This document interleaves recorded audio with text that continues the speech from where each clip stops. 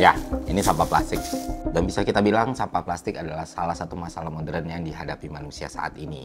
Dan sampai sekarang belum juga ditemukan solusi konkretnya. Ya gimana nggak masalah, coba lu bayangin plastik kayak gini butuh 450 tahun untuk terurai. Dan di Indonesia ada lebih dari 50 juta ton sampah plastik tiap tahunnya. Ya wajar ini menimbulkan masalah yang besar. Dan masalah tersebut tidak hanya sebatas mencemari lingkungan, tapi juga mengancam eksistensi makhluk hidup.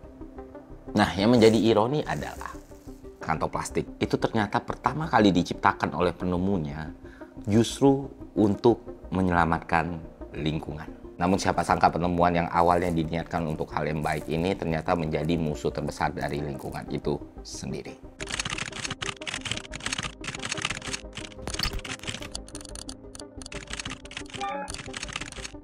Halo warga sipil sekalian, perkenalkan nama gue Ferry Irwandi. Dan di sini gue mau terima kasih kepada teman-teman semua. Setelah 2 tahun dari mulai aktif tahun 2020 sampai 2022 ini kita berhasil menembus angka 500.000 subscriber. Wow. Jadi langsung aja di sini gue mau melakukan sedikit riset. Gue pengen tahu seberapa besar pengaruh call to action kepada pertambahan subscriber dan follower di Instagram. Jadi ya buat kalian yang nonton video ini silahkan tekan tombol subscribe dan nyalakan loncengnya atau follow Instagram gue di @irwandiferry. Oke, kita lihat seberapa besar pengaruh melakukan CTA kepada pertumbuhan subscriber. Dan oke, enjoy the video.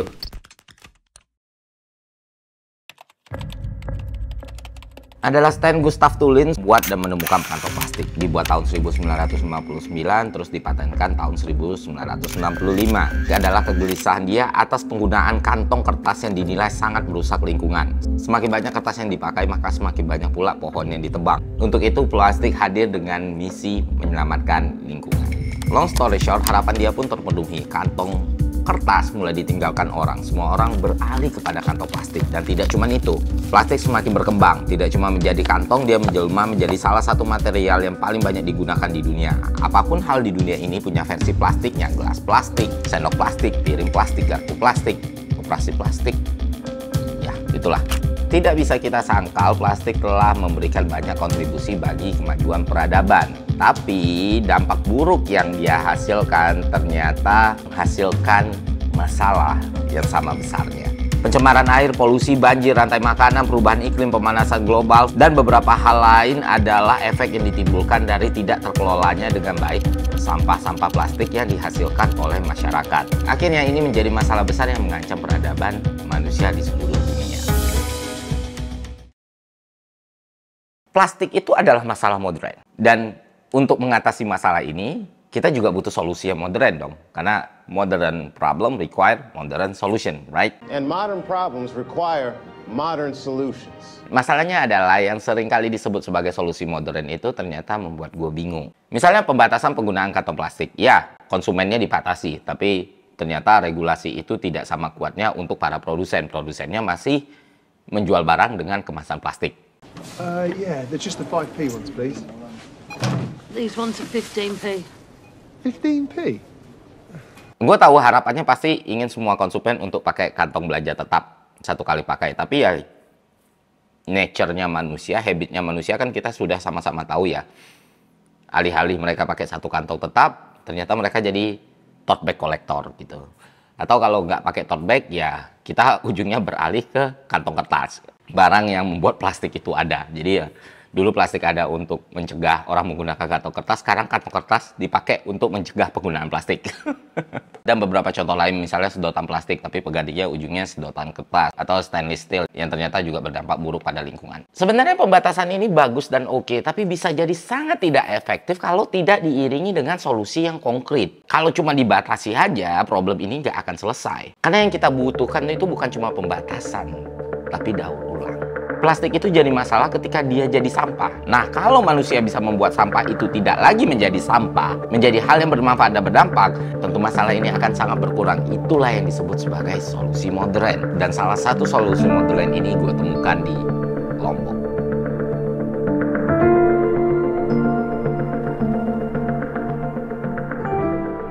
Jadi bulan lalu gue dikontak Jovialdo Lopez, terus dia bilang, YouTube lebih dari TV.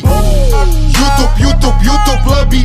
Dia bilang ke gue ada hal yang seru di Lombok. Katanya ada perusahaan Finlandia namanya Block Solution itu membuat sebuah pabrik yang mengolah sampah-sampah plastik menjadi material penyusun bangunan atau batu bata. Ya gue sangat excited dan gue pengen ikut, cuman sayangnya agenda gue benturan. Jadi gue minta tolong teman gue Axel Christian untuk mewakilkan gue ke sana untuk ngambil gambar di sana, yang kemudian gambar-gambarnya gue pelajari, dan gue sepakat sama dia ini sungguh sebuah terobosan yang sangat-sangat baik.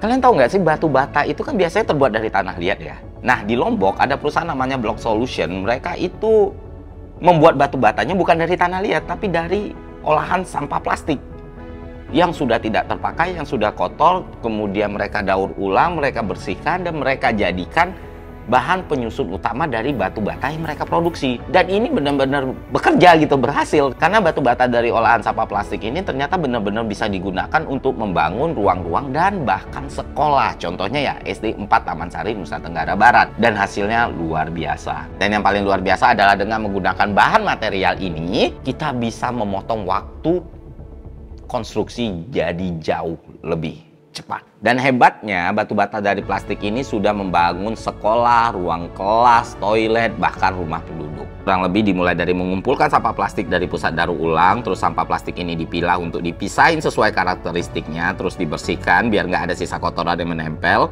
Kemudian sampah plastik ini diparut dan dilebur di mesin pemanas suhu tinggi sampai cair. Nah, saat plastik cair ini sudah siap dimasukkan ke sebuah cetakan untuk dijadikan batu bata yang siap digunakan menjadi bahan bangunan. Selain itu, daya tarik dari batu bata plastik adalah pengerjaannya yang jauh lebih cepat dan dampaknya yang jauh lebih ramah kepada lingkungan. Dan ini sudah terbukti Bapak Ibu, banyak sekali bangunan-bangunan yang sudah dibangun dari batu bata plastik ini. Misalnya kayak tadi gue bilang, sekolah, rumah, dan beberapa ruangan dan tempat lain. Dan jelas ini sebuah terobosan yang akan menjadi game changer. Dan gue harap pengembangannya akan lebih baik lagi, dan tidak cuma hanya di Lombok, tapi ada di seluruh pulau di Republik Indonesia ini. You can build so much faster. We can build a 5-classroom school in 5 days, and it's going to last 100+ years. So knowing that these homes and schools can be passed on for generations, you think of the value for the country over the long run is significant. Nah, pertanyaannya, kenapa sih pabrik pertamanya Lombok? Ya, intinya dari pihak Block Solution bilang, ya kalian tahu kan Lombok 2018 mengalami bencana alam, gempa bumi yang begitu hebat, banyak bangunan runtuh. Jadi ya gue pikir sangat make sense kalau pilot project ini dimulai dari Lombok, karena mereka memang butuh bangunan-bangunan baru yang hancur karena gempa. Dan batu bata plastik ini berhasil menjadi solusi yang benar-benar tidak hanya bermanfaat, tapi juga menyenangkan buat masyarakat Lombok itu sendiri. Ya, itu aja berita baik yang bisa gue sampaikan kali ini. Semoga ini bisa jadi manfaat yang besar untuk kita semua. Sampai jumpa di konten selanjutnya. See ya.